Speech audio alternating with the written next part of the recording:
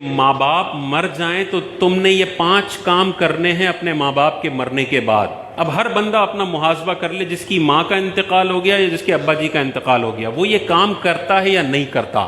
اگر نہیں کرتا تو خدا را آج سے اپنی روٹین بنا لیں، یہ 5 کام کرنے ہیں۔ اور وہ کیا 5 کام ہیں؟ حضور نے ارشاد فرمایا الصلاۃ علیہما، اپنے والدین کے لیے رحمت کی دعا کرو۔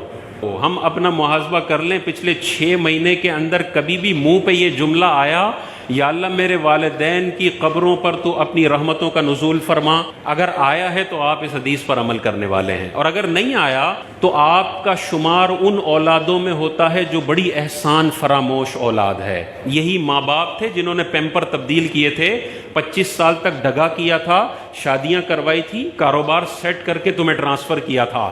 کچھ بھی نہ کیا ہو، ماں کا پیدا کرنا اتنا بڑا حق ہے کہ ساری زندگی بچہ ماں باپ کا استنجا صاف کرتا رہے تب بھی وہ حق پورا نہیں ہو سکتا۔ بعض بچے یہ بھی ہے نا، میرے ابا نے تو میرے لیے کچھ کیا ہی نہیں، نہ مجھے پڑھایا، نہ مجھے روٹی دی، نہ کچھ دیا۔ بھائی اس کا باپ ہونا اتنا بڑا اعزاز ہے کہ والدین نے تجھے ساری زندگی جوتے مارے ہوں، پھر بھی تجھے یہ 5 کام کرنے ہیں، پھر بھی تجھے کبھی بھی اونچی آواز کا اختیار نہیں ہے۔ تو حضور نے ارشاد فرمایا الصلاۃ علیہما، دوسرا ارشاد فرمایا والاستغفار لہما، اپنے والدین کے لیے دعائے مغفرت کرے۔ تو دعائے رحمت کرنی ہے، یا اللہ میرے والدین کی قبر پر رحمتوں کا نزول فرما، یا اللہ میرے والدین کے صغیرہ کبیرہ گناہوں کو تو معاف فرما۔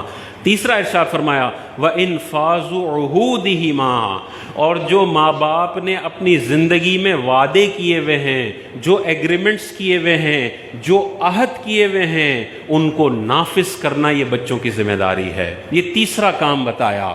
ابا جی نے 90 ڈیز پیمنٹ ٹرم پہ کاروبار کیا ہوا ہے اور 20 دن میں مر گئے، یہ ابا نے عہد کیا ہوا ہے، پورا کرنا بچوں کی ذمہ داری ہے۔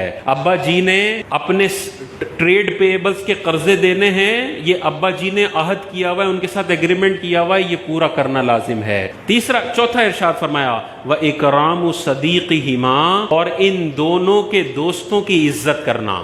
والد صاحب کے دوست آ جائیں تو بدھو بن کے سیٹ پہ بیٹھے نہ رہو، بلکہ ابا جی کا جیسے کھڑے ہو کے ادب کرتے تھے، ابا جی کا فرینڈ آ گیا، چاہے سگریٹ پیتے ہیں، چاہے بے نمازی ہیں، کچھ بھی ہے، کھڑے ہو جاؤ، اپنی سیٹ ان کو دو۔ یہ عزت کرنے کا حکم ہے ابا جی کے دوستوں کی۔ تو ابا جی کے دوستوں کی عزت کرنے کا حکم ہے، تو ابا جی کے بھائی کی کتنی عزت کرنی ہے، ابا جی کے ابا جی کی کتنی عزت کرنی ہے، ابا جی کی بہنوں کی کتنی عزت کرنی ہے۔ اور 5واں یہی ارشاد فرمایا وَصِلَةُ الرَّحِمِ، اور ان رشتہ داروں کے ساتھ صلہ رحمی کرے جو اس کے ماں باپ کی وجہ سے اس کے رشتہ دار بنے ہیں۔ ماں باپ نہ ہوتے تو یہ رشتہ دار نہ ہوتے، تو اس میں چچا بھی آ گئے، پھپھو بھی آ گئے، خالہ بھی آ گئے، ماموں بھی آ گئے۔ ابا جی کا انتقال ہوا تو یہ نہیں ہے کہ بس چچا کو اب ان کے حال پہ چھوڑ دیا، پھپھو کو ان کے حال پہ چھوڑ دیا کہ اب یہ جانے، ابا جی جانے، ابا جی تو چلے گئے، ہمارا تو ان کے ساتھ کوئی خاص تعلق نہیں ہے۔ نہیں، میں نے اپنے رشتہ داروں سے رشتہ جوڑ کے رکھنا ہے۔ انگریزوں کا یہ کلچر ہے کہ انٹی کو آئے ہوئے 3 سال ہو گئے، انکل کو آئے ہوئے 5 سال ہو گئے، کبھی فون پہ بھی رابطہ نہیں ہوتا۔ ان کے تو انٹی انکل کا پتہ بھی نہیں ہوتا نا، بعض اوقات ابا کا ہی پتہ نہیں ہوتا۔ اسلامی کلچر ہے جو آپ کو کہتا ہے جڑ کے رہو،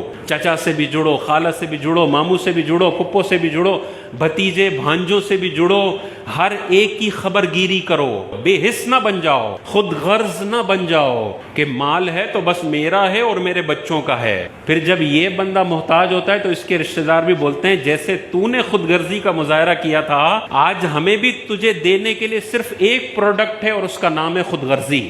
جو بندہ ساری زندگی خود غرض صرف اپنے اوپر مال خرچ کرنے والا بخیل انسان ہو، جب یہ اپنے بستر مرگ پر پڑا ہوتا ہے تو کوئی عیادت کرنے بھی نہیں آتا۔